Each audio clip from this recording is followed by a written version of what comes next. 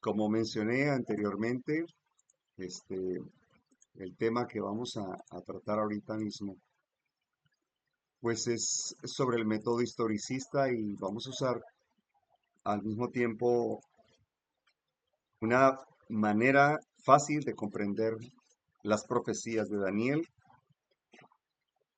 revelados en el Apocalipsis. En el libro de Daniel hay 12 capítulos. Em, Parte de esto fue fue escrito en arameo y la otra parte en hebreo. Y después fue traducido al griego. Pero habla de 12 capítulos, habla toda la historia de este mundo, desde 600 años antes de Cristo hasta la segunda venida de Cristo. Y en el capítulo 11 habla de dos reyes, un rey del sur y el otro del norte, que en realidad representa a dos poderes, el político y el religioso, aunque en ciertas etapas de la historia podría iniciar, Daniel 11 con dos poderes políticos. Y después se van desarrollando, el poder político se va convirtiendo en religioso, es decir, en la Roma papal, el rey del norte, conocidos como el rey del norte, los jesuitas, que son pues el ejército secreto o discreto del Vaticano, y el rey del sur, que representa a la masonería, que fue fundada por un jesuita, Aram Bashar, en 1776. Pero si nos remontamos en los tiempos, pues vamos a notar que en Egipto se practicaba la masonería, y lo podemos entender por los símbolos que se utilizan en las pirámides, en los murales, y que era parte del lenguaje de los egipcios. Y aún así, todo no nace ahí, sino que nace en Babilonia. Y es a través de los tiempos de la historia que vamos viendo este proceso. Bájale el volumen, por favor. Hay un volumen por ahí prendido. Tú estás muy cerca. Hay un eco, ¿no?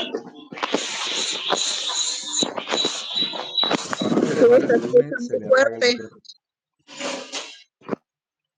Ya, ok, eso era. Ok, gracias.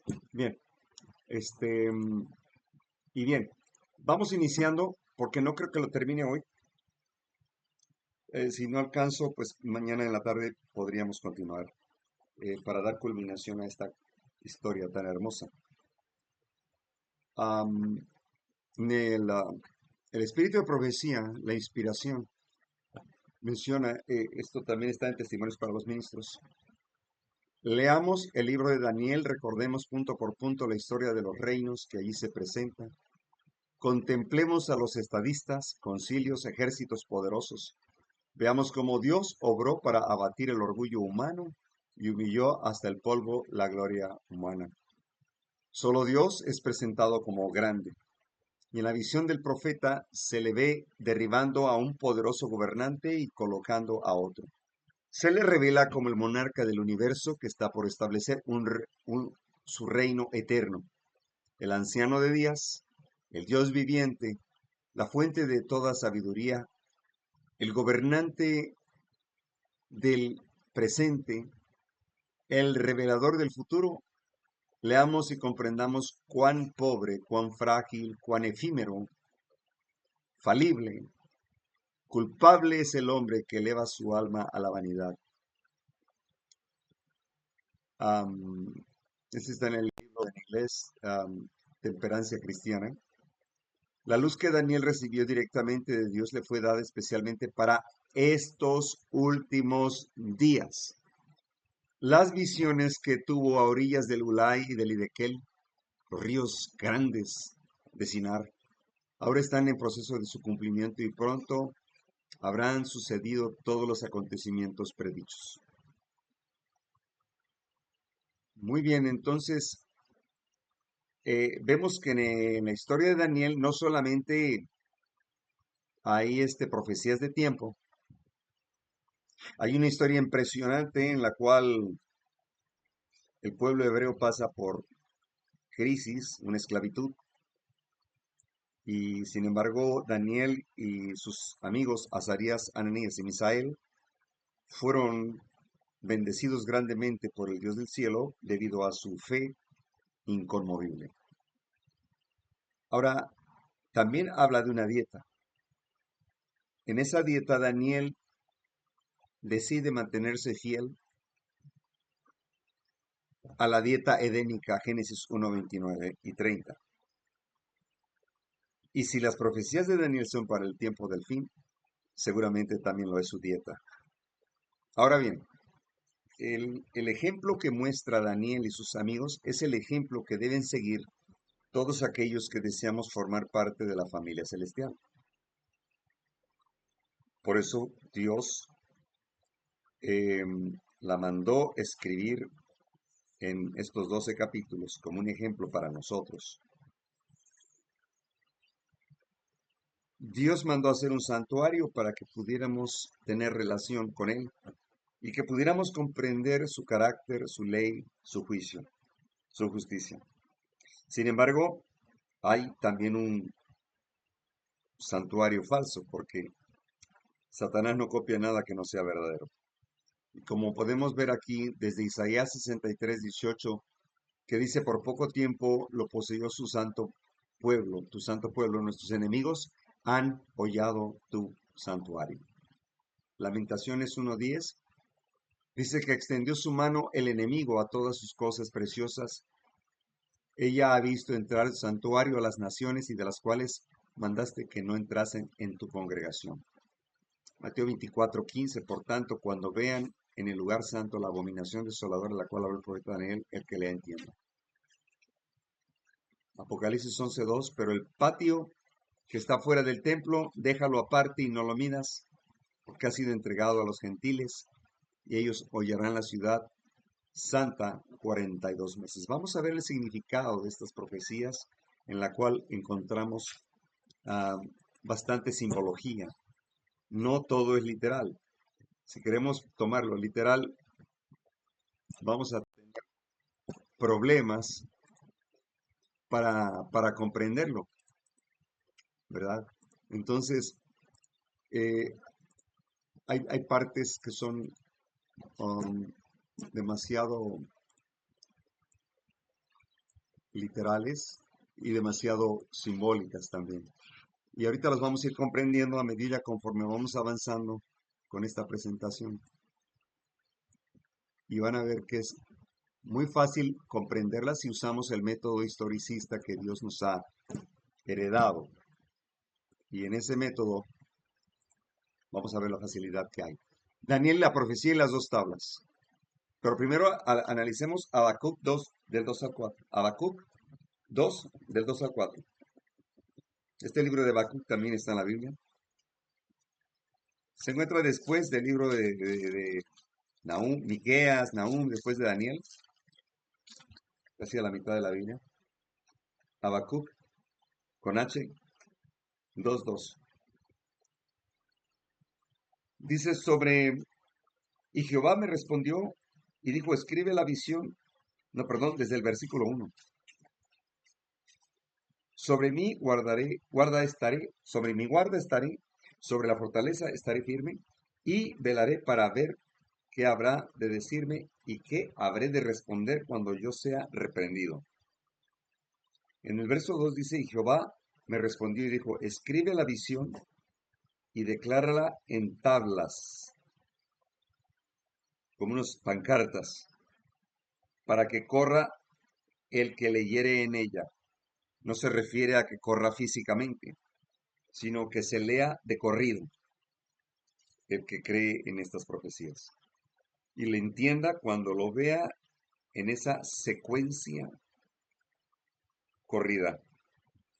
Aunque la visión tardará aún por tiempo, mas al fin hablará y no mentirá. Aunque se tardare, espéralo, que sin duda vendrá y no tardará. Y aquí se enorgullece aquel cuya alma no es recta en él, mas el justo por fe vivirá. Dos tablas, dos pancartas. En referencia a estas pancartas, o tablas, o tablillas, habla el conflicto de los siglos. Dice, ya por el año 1842, la orden dada a esta profecía, que leímos en Habacuc, escribe la visión y escúlpela sobre tablillas, sobre dos tablas, para que se pueda leer corriente, de manera corrida. Le había sugerido a Carlos Fitch la redacción de un cartel profético con que ilustrar las visiones de Daniel y del Apocalipsis. La publicación de este cartel fue considerada como un cumplimiento de la orden dada por Habacuc. Dios le da la instrucción a Carlos Fitch y a Josías Litch. Curioso, coinciden los apellidos, muy parecidos, ¿verdad? Pero no eran parientes. Eran hermanos en Cristo y ellos describieron acerca de estas tablas proféticas, que era repetir las palabras de los pioneros en nuestro trabajo. Y vemos aquí una de las tablillas. Está en Primeros Escritos, página 74. Dice, he visto que el diagrama de 1843 fue dirigido por la mano del Señor, que no debe ser alterado, que las cifras eran como él las quería, y que su mano cubrió y ocultó una equivocación en alguna de las cifras, para que nadie pudiese verla hasta que la mano de Dios se apartase. Fue el gran chasco de 1844. Dios cubrió esa información para probar a su pueblo. Y finalmente, saber quién se mantenía en la misma fe. Dice, vi que Dios estaba en la publicación del gráfico hecho por el hermano Nichols, y vi que había una profecía de este gráfico en la Biblia, y si este gráfico está diseñado para el pueblo de Dios, así lo es, suficiente para uno, es para todos. Un gráfico dibujado como lo vemos aquí en la pantalla. Ahí vemos que la estatua de Daniel, la descripción de ese sueño, esa visión, está en Daniel 2, pero en el capítulo 7 se describe de otra manera en forma de bestias que representan poderes políticos. Dios no nos ha dado un nuevo mensaje, no hay otro. Estamos para proclamar el mensaje que en 1843 y 1844 fueron la causa que nos sacaran de las iglesias.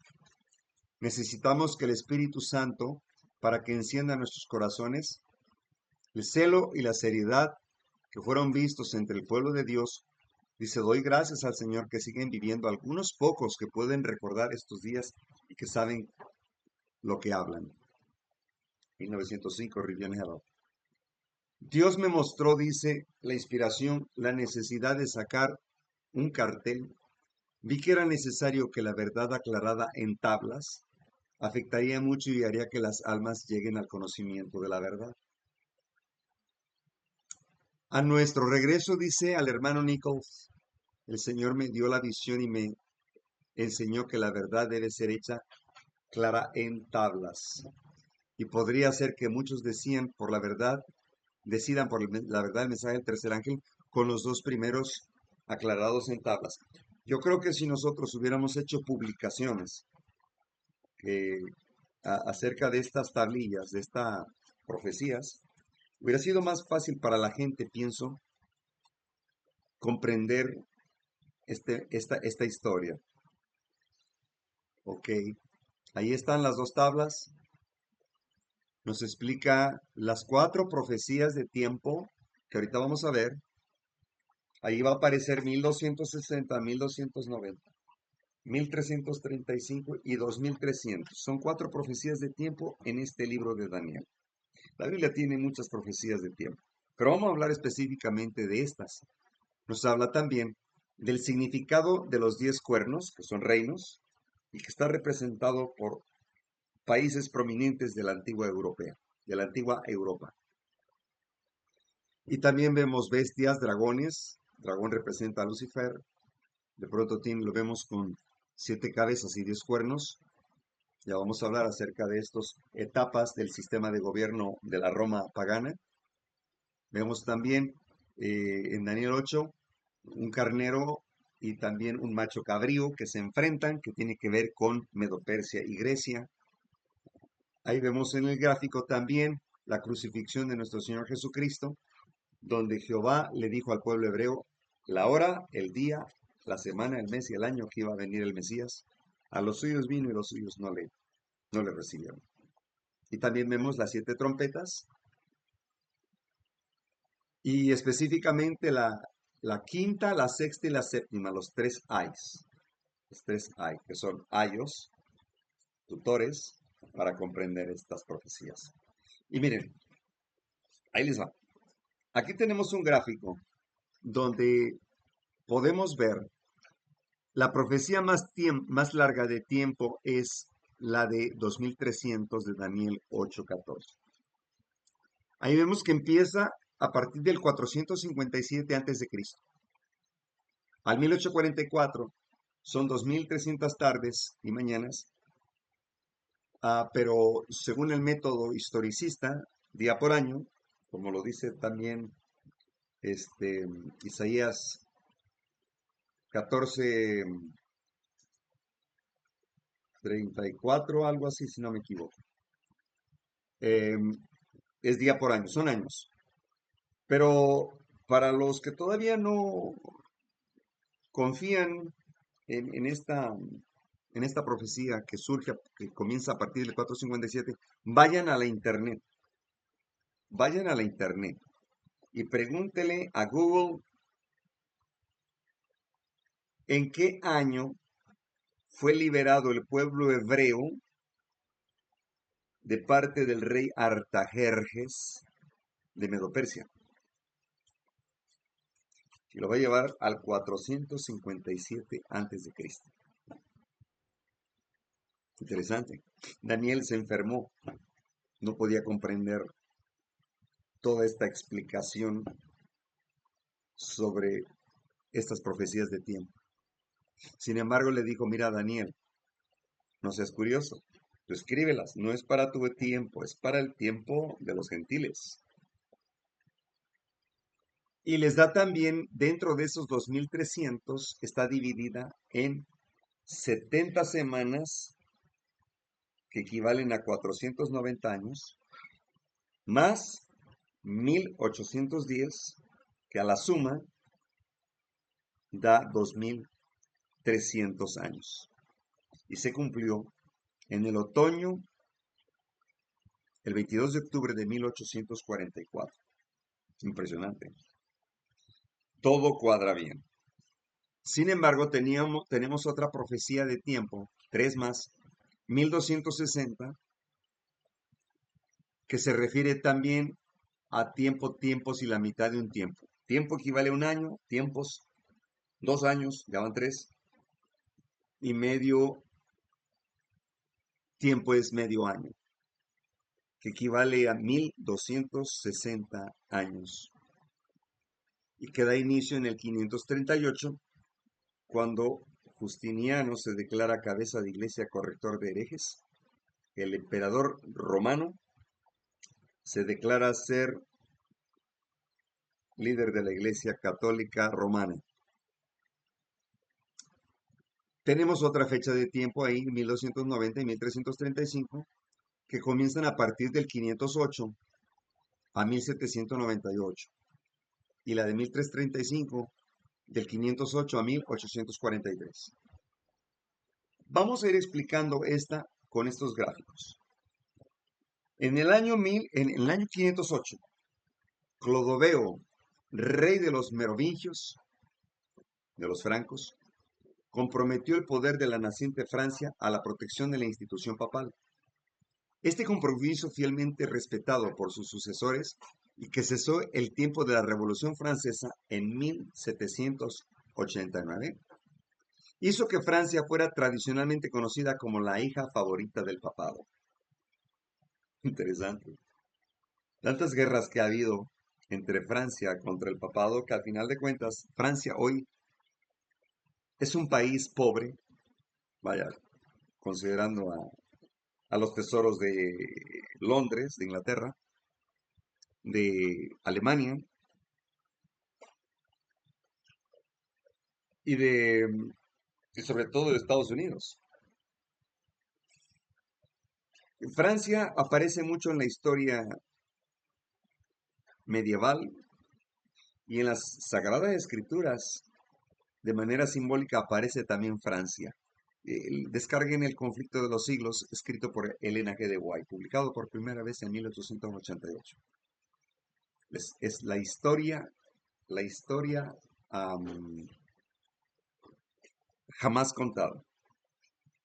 Es el libro más controversial de la historia universal. Descárguenlo, PDF o en audio, El conflicto de los siglos, eh, escrito por Elena G. de White. Vamos avanzando. En el 493, Clodoveo, que le decían de cariño Miclovis I, rey de los francos, se casó con Clotilde, princesa católica de Borgoña, permitiendo que sus hijos fuesen bautizados. El mismo incitaba a jurar la fe de sus ancestros. Él vio también que la Iglesia Católica Romana se transformaría en el gran poder eclesiástico del futuro y se enfrentó con la cuestión básica: un gran poder político debía crecer en alianza con este otro poder o en oposición a él. Miren qué interesante. Satanás, que conoce la historia del Evangelio y que conoce también acerca de estas profecías de tiempo, pues trabajó muy duro para poder desarrollar o crear a la Roma papal como la Iglesia Católica Apostólica Romana.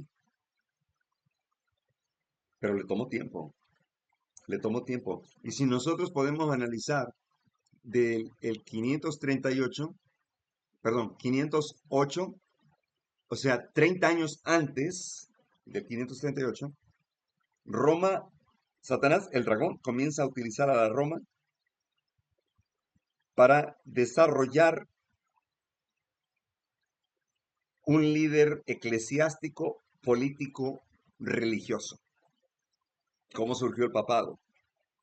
Mientras eso estaba ocurriendo, en la quinta trompeta tenemos que el Imperio Otomano estaba avanzando en la antigua Europa, tomando control, obligando a los europeos a, a- casi a toda Europa a volverse musulmán. Y luego vino ah, el Imperio Turco, que son los que peleaban el territorio de Israel, que ya había sido abandonado en el año 70 después de que Roma los destruyó y no quedó piedra sobre piedra. Y hemos venido diciendo, y volvemos a aclarar para que lo investiguen los que están viendo por primera vez este programa, investiguen acerca de los házaros. Estos eh, judíos que habitan en el territorio de Israel hoy en día no pertenecen a las 12 tribus de Israel porque quedó destruida, devastada en el año 70 después de Cristo. Lo pueden investigar también en internet. Son házaros, una raza babilónico-sumeria mezclándose con los turcos, que se traslada por el Cáucaso y se estaciona ahí después del siglo V y comienzan a copiar la iglesia, la religión judía, pero una réplica muy, muy distorsionada comparada a la del antiguo Israel. Y el idioma que hablan hoy es el Yiddish, que es una mezcla de entre hebreo, turco y alemán. Impresionante. Así que Roma va preparando el terreno para que surja el cuerno pequeño, como le dice Daniel, el misterio de iniquidad. Pablo le menciona el hombre de pecado, el hijo de perdición, aquel que se hace pasar como si fuera Dios, se sienta en el trono de Dios, o sea, el papado. En el 507, Clovis, como le decían a Clodoveo, declaró guerra contra los visigodos. Esta fue en la batalla de Vueley. Él era el agresor y para él era una guerra religiosa para liberar a Galia de los herejes arrianos. Él reunió sus tropas y les hizo un vigoroso discurso en el cual declaró: me entristece el hecho de que estos arrianos dominen una parte de Galia Marchemos con la ayuda de Dios y subyuguemos su país. De hecho, Clodoveo fue el primer emperador de Francia que se bautiza como cristiano, porque él decía que sus antepasados eran cristianos. Él se bautiza, pero a un cristianismo ya diluido, ya torcido. Y hizo parentesco, como lo vimos, con Justiniano. Pero ¿por qué agarra contra estos imperios específicamente? Eran los vándalos y ostrogodos. En el 508, en cuanto retornaba de aquella conquista, Clodoveo vino a Tours ofreciendo sus dádivas a San Martino. Él vio una embajada viniendo de Constantinopla. Él recibió, de acuerdo con Gregorio de Tours, del emperador Anastasio, el diploma de cónsul. En la Basílica de San Martino, él se vistió con una túnica púrpura, una corona y colocó una diadema sobre su cabeza. Esto lo pueden encontrar en la Historia Francesa, tomo 2, página 38. Clodoveo fue el primero en unir todos los elementos de los cuales el nuevo orden social sería formado, a saber, los bárbaros, a los cuales él colocó en el poder, la civilización romana a la cual él rindió homenaje al recibir la insignia de patriarca y cónsul de parte del emperador Anastasio, y la Iglesia Católica, con el cual él estableció la fructífera alianza que continuaba por sus sucesores. El Concilio de Orleans había sancionado esa alianza reconociendo a Clovis como el protector de la Iglesia. En el 508 la Iglesia medieval reforzó su prestigio político con la ayuda de Clodoveo, 481 a 511, rey de los francos, la más poderosa de las naciones surgidas del Imperio Romano, y eliminó a la tribu arriana de los visigodos. Ahora, hay que recordar, esto está interesante, que en el concilio de Nicea, en el 325 después de Cristo, cuando se establece una sola religión, digamos, federal, ¿cómo le llamamos? Estatal, donde un emperador romano, Constantino, fundador de la Iglesia Católica Romana, determina cuál sería la doctrina de la Iglesia cristiana que estaba surgiendo por primera vez. Los cristianos estaban cansados de tantas persecuciones por parte de Roma, que aceptaron la condición de Constantino de que no los volvería a perseguir más si aceptaban esta doctrina, la doctrina católica romana, que por cierto, dos de los principales dogmas fue la Trinidad y la otra fue una ley dominical impuesta por Constantino el 7 de marzo del año 321. Ahí empezó la primera ley dominical. O sea, hay historia. Hay historia. Pueden buscarlo en internet si gustan. Les sugiero, háganlo, por favor. Y es ahí como se determina que Arrio, que era el líder religioso de los érulos, vándalos y los ostrogodos, se determina que sean desaparecidos del mapa. Y esto está en la Biblia, en el libro de Daniel. Caen 3 cuernos para que surja el cuerno pequeño. Ahora vamos a ver este gráfico, el comienzo de la Roma cristiana. No fue Pedro el que fundó la iglesia católica, sino que fue Constantino, el Magno le llamaban. El inicio de las invasiones bárbaras, 410 por Alarico y sus visigodos. En el 452, Atila y los hunos, con H, Huns, en inglés, Huns. En el 455, Genserico y sus vándalos, es decir, está determinada o descrita como las primeras 4 trompetas que son señales, son simbólicas, donde Alarico Genserico, Atila y Odoacro le pegan a la Roma pagana, caen y se da tiempo para que por acá bajo la mesa se va levantando la Roma papal. Y vean cómo en el 476 Roma cae ante Odoacro, el ostrogodo. Para el 503, el sínodo romano da al obispo de Roma el título de vicario de Cristo. Vicarius Filii Deis, ¿qué significa? Representante de Dios en la tierra. ¿Quién realmente es el representante de Dios en la tierra? ¿El papado? No, es el Espíritu de Dios. Es el Espíritu Santo de Dios. Por lo tanto, esto está en la corona de Juan 23, pueden encontrar las coronas, Juan 23 hacia atrás. Sus coronas describían un título que decía Vicarius Filii Deis, que traducido a nuestros números suma 666.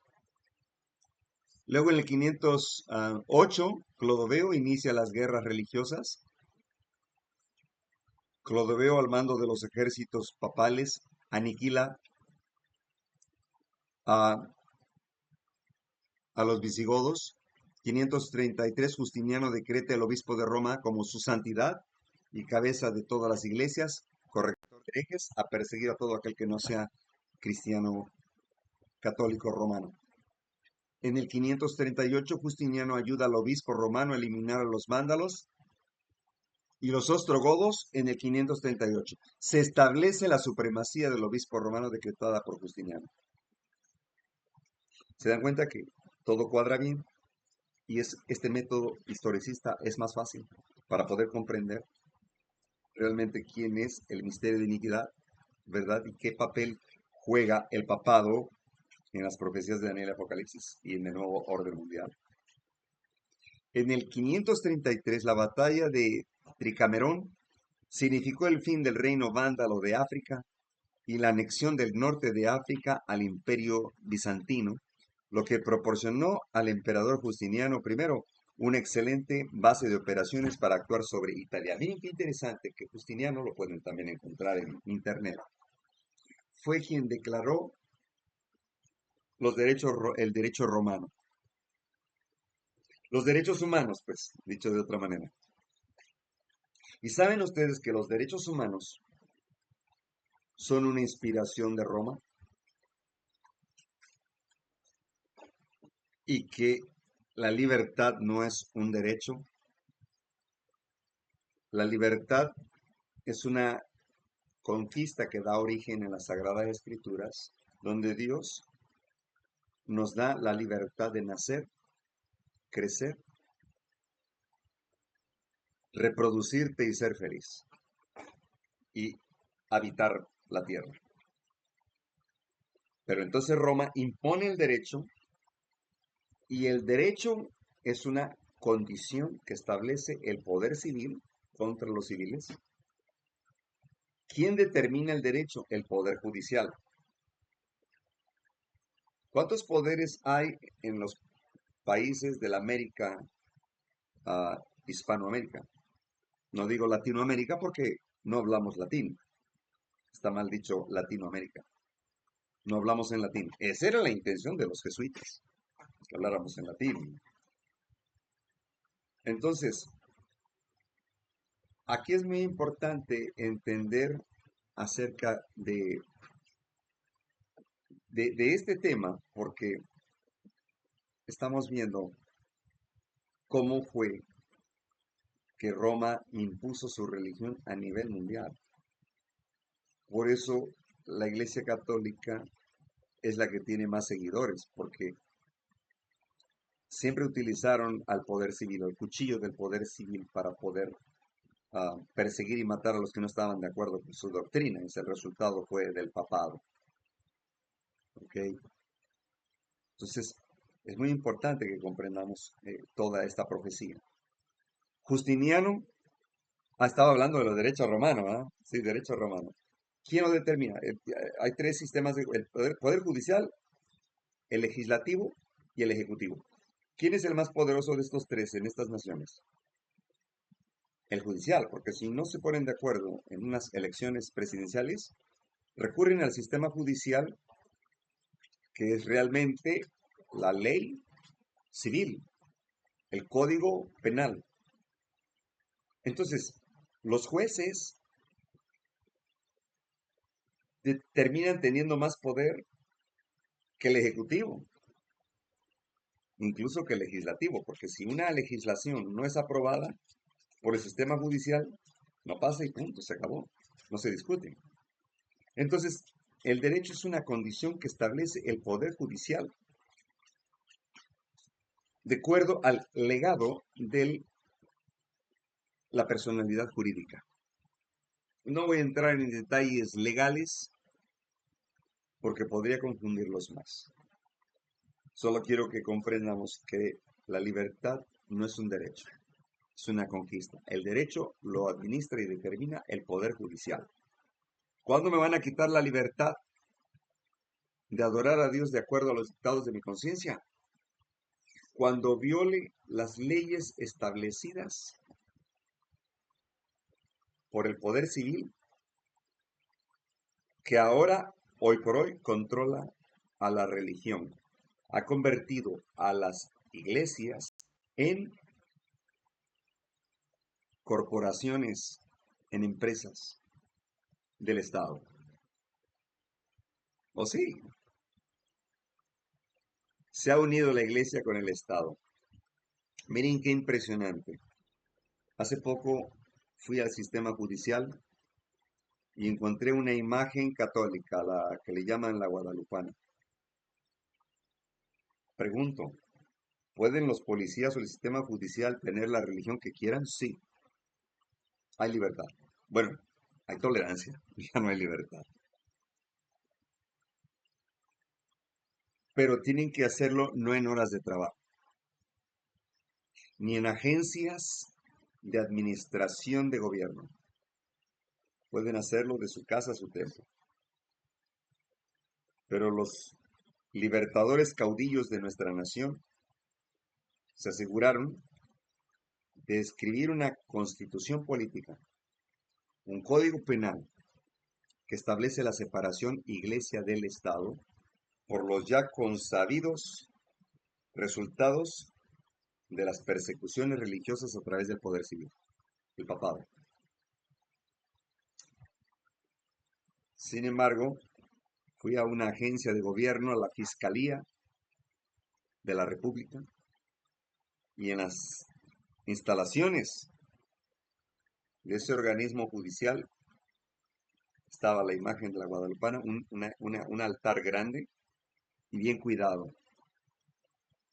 Mi pregunta es, si nosotros creemos en los 10 mandamientos, incluyendo el sábado semanal, ¿puedo con un grupo de hermanos creyentes tomar los 10 mandamientos y colocarlos adentro de esa instancia civil? Entonces también podrán venir los testigos de Jehová y poner ahí un monumento a su atalaya.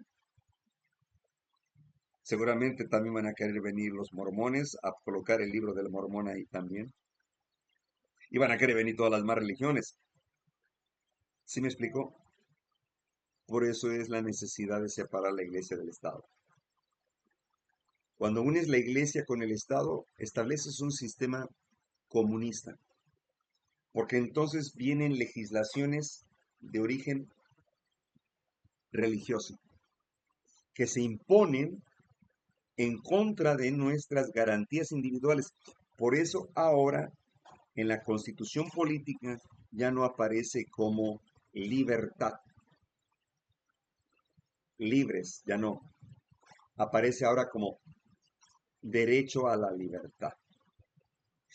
Investíguenlo, vean a los mexicanos. Esto ocurre en todos los países, ¿eh? Esto está ocurriendo en todos los países. Es que nadie se escapa del poder papal.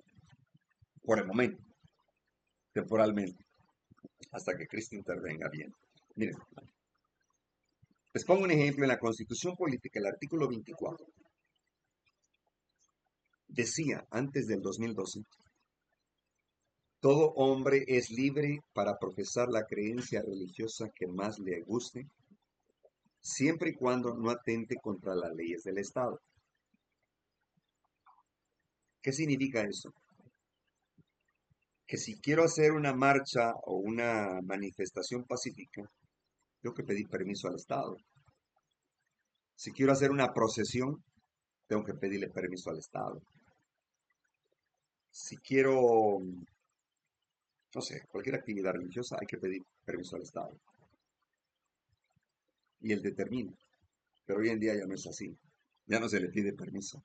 Porque además el Estado ya es católico, ¿no? O sea,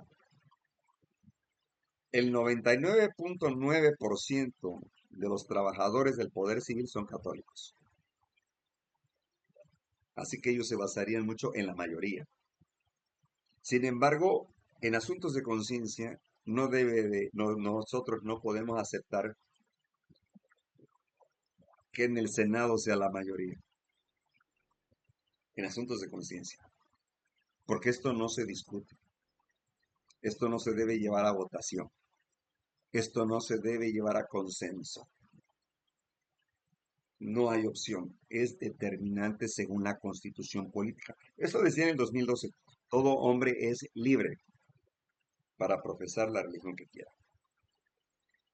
Cuando hicieron el cambio, los jesuitas, infiltrados en el poder civil, lo planearon muy bien, porque este lenguaje de derecho a la libertad aparece en el Código de Derecho Canónico.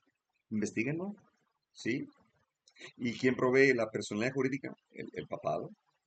Código de Derecho Canónico, descárguenlo de internet. Así que a partir de 2012, el artículo 24 dice que toda persona, ya no dice todo hombre, porque antes decían hombre en referencia a que Adán es el padre de los mortales, ¿verdad? Bajo las instancias del pecado. Y por eso cada vez que se mencionaba cuando el hombre llegó a la luna, cuando los hijos de, cuando Jesucristo que dijo, cuando el Hijo del Hombre vuelva, se refiere a la descendencia humana, a los seres humanos, hombres y mujeres. Pero con esto de la agenda de ideología de género, que aplican el lenguaje inclusivo, ellos y ellas, niños y niñas, qué, qué locura. El otro día estaba tratando de conjugar alguno de estos verbos y utilizar los artículos él, ella, ella, ¿no? Como la comandanta, jefa suprema de las Fuerzas Armadas, que también es albañila, conoce de construcción, y también es música, porque no podemos decir músico, porque ahora dicen que músico es del género masculino. Entonces, que se dedica a la música, entonces, ¿música o musiquera? ¿Se dan cuenta qué distorsión hay del idioma, del lenguaje inclusivo? Entonces, ahora ya no dice todo hombre es libre, ahora dice toda persona. Que por cierto, ahora cambiaron los libros de texto y ese lenguaje de ideología de género trae consigo el aborto, el empoderamiento de la mujer, que es el feminismo, que es el fin. Fíjate qué interesante cómo le dan a tole con el dedo a las mujeres. Con ese asunto de que igualdad civil, igualdad social, que no tengo ningún problema con eso. Pero no se trata de que 50% en el Senado de mujeres y 50% de hombres, sino quién tiene la capacidad, el hombre o la mujer. Y si es la mujer la que tiene la capacidad, adelante. Pero no se trata de 50 y 50. No. ¿Sí me explico? Ok, para no enredarnos. Vamos a lo anterior. Es impresionante eso. Dice, el artículo 24 decía, todo hombre es libre, ahora dice, toda persona se le da el derecho a la libertad. Y si ustedes buscan el Código de Derecho Canónico, se refiere mucho a que la libertad se te da el derecho que lo determina el Poder Judicial, que a su vez el Poder Judicial está sujeto al obispo de Roma. Esto está basado en las, ¿cómo se dice? En las teorías de Aristóteles, que él estaba de acuerdo en la esclavitud y que también la propiedad privada no debe de existir. ¿Sabían ustedes que ya hay una orden ejecutiva del Poder Judicial para que vaya el fisco a las casas, a los hogares, a preguntarle a las personas cuántas casas tienes, qué propiedades tienes? ¿Cuál es el propósito? Como México ahora ya es comunista, si una persona tiene 4 casas, le van a quitar 2. Y si está solo, le van a quitar 3. Con el pretexto de que igualdad social para el bien común, que es el comunismo, el bien común es el comunismo, para dárselo a los pobres. Qué ironía, ¿no? El Papa habla de pobreza cuando están sentados en la más grande, el más grande tesoro del mundo. Hablan de paz cuando son los mayores genocidas criminales a nivel mundial, causantes de las guerras mundiales y de la contaminación del planeta. Hablan de amor cuando interpretan ellos el sexo que es amor y aceptan la pedofilia. Eso no es amor. Eso es pecado ante Dios. Un mundo engañado.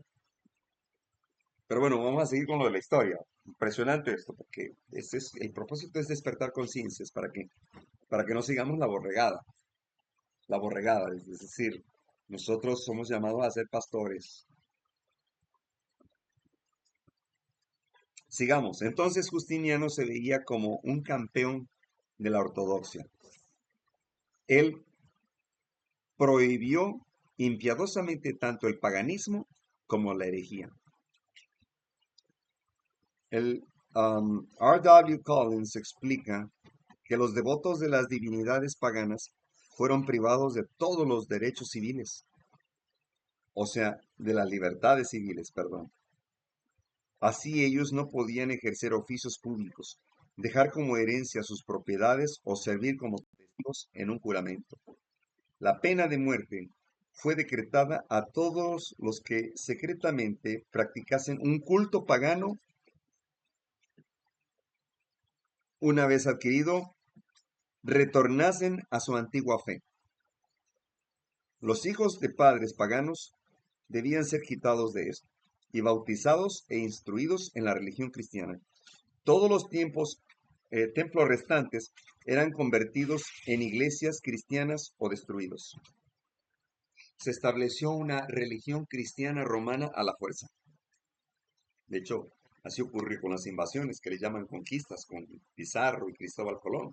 La orden de del Papa Pablo III era: mata a todo indígena que no se convierta cristiano romano y tráete todo lo de valor. Y pues así desaparecieron las razas indígenas, porque la Iglesia Católica utilizó el cuchillo y la lanza del poder civil, la espada del poder civil, para obligar a la religión. Se estableció definitivamente en el 538, cuando el papado fue liberado en forma efectiva de la denominación de los reinos arrianos, vándalos en el 534 y los ostrogodos en el 538.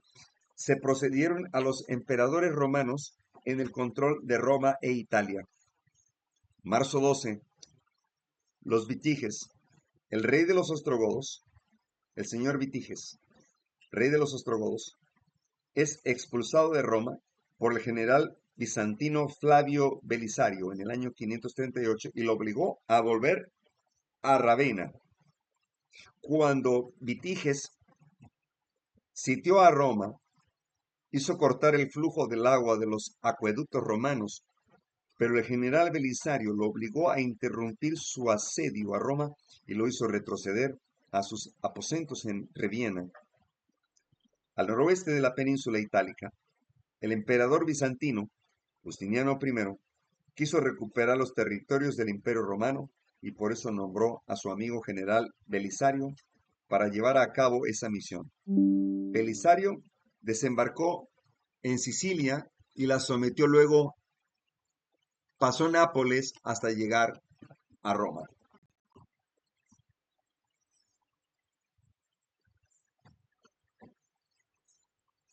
En la segunda edición de su códex, publicado el día 16 de noviembre de 534, aparece una carta escrita por Justiniano al Papa Juan II en el 533, en la cual él reconoce al obispo de Roma como la cabeza de todas las sagradas iglesias. A partir de ahí surge la Roma papal, se va desarrollando, se va desarrollando. Bienaventurado el que espere y llegue a 1335 días. Daniel 12:12. Y aquí tenemos la profecía de tiempo en Daniel 1260, del 538 a 1798, cuando Napoleón envió a Berthier a arrestar a Papa Pío VI por los crímenes a la humanidad, las llamadas Santa Inquisición. Pero desde el 500 años, 30 años antes, comienzan a correr 1290 y 1335, solo que el de 1290 termina en 1798 y el de 1335 termina en 1843. De hecho, estos periodos de tiempo profético se superponen al último año de la profecía de los 2300 años de Daniel 8:14, se extiende del otoño de 1844 al otoño de 1843 al otoño de 1844, según el calendario judío de otoño a otoño, que los judíos utilizaban por sus registros cronológicos. El gran evento que ocurría en ese momento era el juicio que comenzó en el cielo, Daniel 7:9. Y fue el gran chasco. No se equivocaron los pioneros de nuestro movimiento en el conteo profético, sino en el evento. Cristo no vendría, sino que en ese tiempo de 1844, Cristo pasaba del lugar santo al lugar santísimo. Y empezó el juicio investigador. Está procedido inmediatamente por los mensajes de los tres ángeles de Apocalipsis 14, del 6 al 12. Sabemos que estos son mensajes del tiempo del fin porque resulta en la segunda venida de Cristo. Los primeros de estos tres mensajes del tiempo del fin anuncian el juicio de Dios, Apocalipsis 14:6.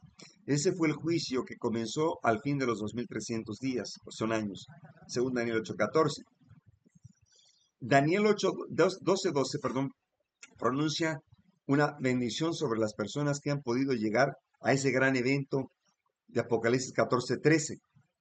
Pronuncia una bendición sobre las personas que vivan y mueran por Dios durante el tiempo de este juicio. Y por eso vemos esta gráfica. Bienaventurado el que llegue a 1843, es decir, cuando empiece el juicio investigador. Interesantes profecías de tiempo. Eso nos debe convencer de que Dios existe, porque estas profecías se han cumplido al pie de la letra, al pie del número, de la fecha. Hay dos poderes que causan abominación. Aquí no los quiero enredar mucho. Aquí damos un paso al tema de lo que es el continuo y el santuario. Muchos entienden que se trata del continuo sacrificio, pero la palabra sacrificio fue anexada por la sabiduría humana, pero no pertenece al texto. En algunas Biblias, sacrificio aparece con letras cursivas, en otras ya no, para mayor confusión. Y no se trata del continuo sacrificio, sino del continuo paganismo. Les adelanto un poco. En 2 de Tesalonicenses 2:2 en adelante, Pablo menciona que Cristo no vendría sin que antes se manifieste el hombre de pecado, el hijo de perdición, aquel que se hace pasar como si fuera Dios, se sienta en el trono de Dios. Y dice, nosotros ya sabemos qué es lo que hasta el momento lo detiene. ¿Qué detiene el surgimiento del hombre de pecado, del hijo de perdición?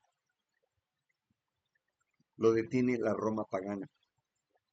El continuo paganismo no permitía que surgiera el papado, el poder temporal del papado.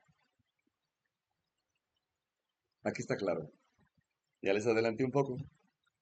Vamos a ir aprendiendo poco a poco. Y mañana, si Dios permite en la tarde, vamos a hablar acerca de el continuo paganismo y el santuario. Hasta aquí creo que debió haber quedado claro este, exactamente el tema de los 4 profecías de tiempo. Recuerden que estamos en la serie de El Rey del Sur, el Rey del Norte y el Fin del Mundo de los libros de Daniel 11. Eso es muy importante comprender. Y bueno, hasta aquí este, vamos a terminar este tema para darle continuidad al siguiente eh, tema que está relacionado también con Daniel 11.